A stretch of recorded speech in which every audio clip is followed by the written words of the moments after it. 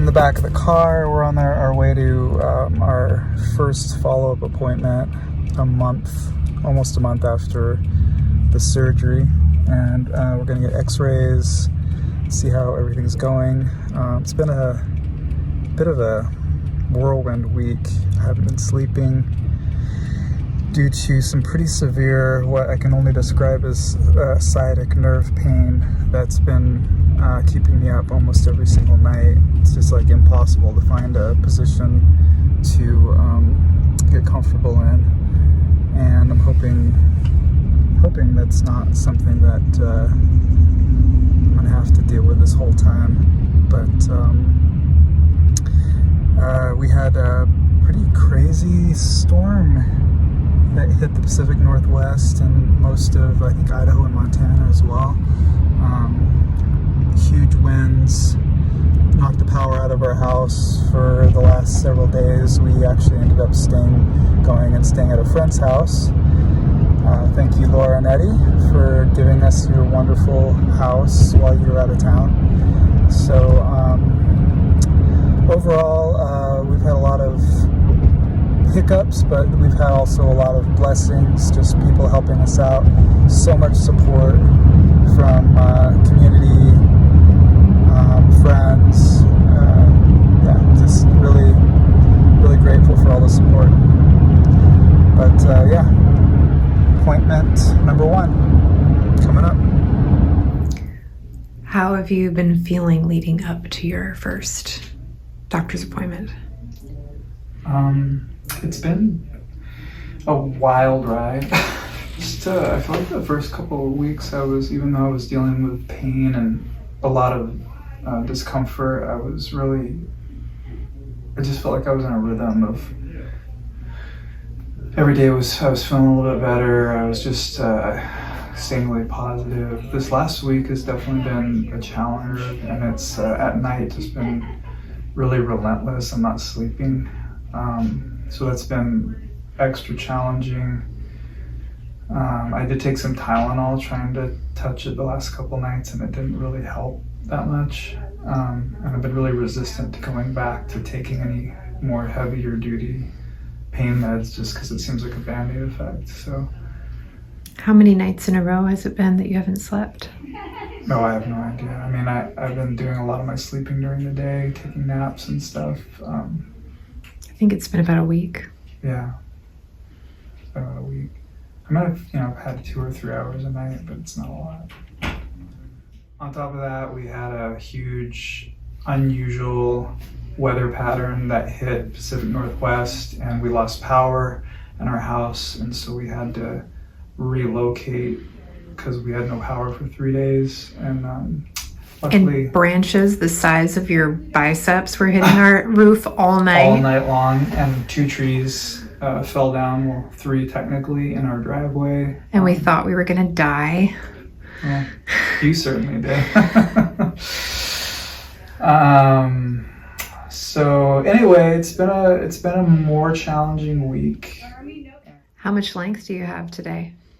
Today, as of just an hour ago, I am at 12 millimeters of length. I haven't looked up to see what that is, but 10 was the size of a candy cane, I believe. So, like the width, not the length. So, wow. More than a centimeter now. And approaching half an inch. So this is your length of nail. You've Yeah. lengthened, that much already. Okay. See that cloudy stuff, that's kind of the new bone that's starting to kind of settle down.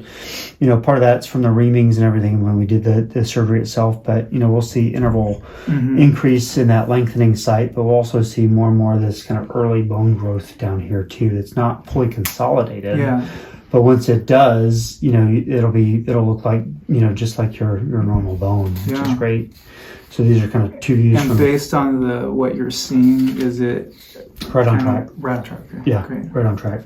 I wouldn't speed up if you were. I think we also have room to slow down if you need to, Okay. based off of your symptoms. If you feel like you're getting tight, or if you feel like you're having more, those neurological type, zings, then it may be worth trying to either, take a break for a day, let the body catch up, Okay. or just to slow down the rate. So instead of doing 3 times a day, maybe do 2 times a day, or alternate 2 times a day one day, 3 times a day the next day. Okay. See how these go. But So what dictates that? Because I think one of the guys I talked to said that you had him doing like 4 times a day. Is that just because he was healing faster? Is that so? What dictates it is where the original leg length discrepancy is coming from. Oh. Someone who is congenital or born that way, their soft tissue has never been that long before. Versus someone who's been post traumatic. If they have a resection from infection or a tumor or whatever, they've shortened somehow. Their body's been accustomed to that before, and so sometimes in congenital versus non-congenital leg length discrepancies sometimes dictates that as well. If you're younger, if you're just if some people are just a lot more flexible than others too. So, but if we start getting some joint stiffness or some nerve type symptoms, step 1 is just slow down the rate or take a break for a day or 2. So, does that make sense? Okay.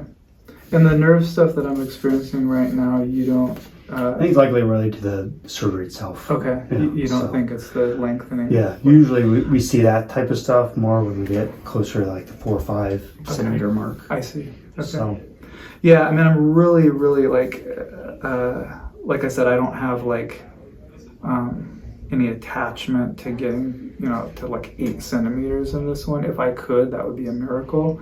But if I could get to like 5.7, which would be the exact halfway point, that would be like my low grade goal. Yeah, I think that's reasonable. Oh yeah, for sure. Yeah. I think you're at 1.2 now. Centimeters? Yeah. Yeah. So I mean, so getting far away. 5.7 would be unreasonable. I mean, like I said, if we got to 5.7, you're like, this still seems good, we can keep going, I would. Yeah.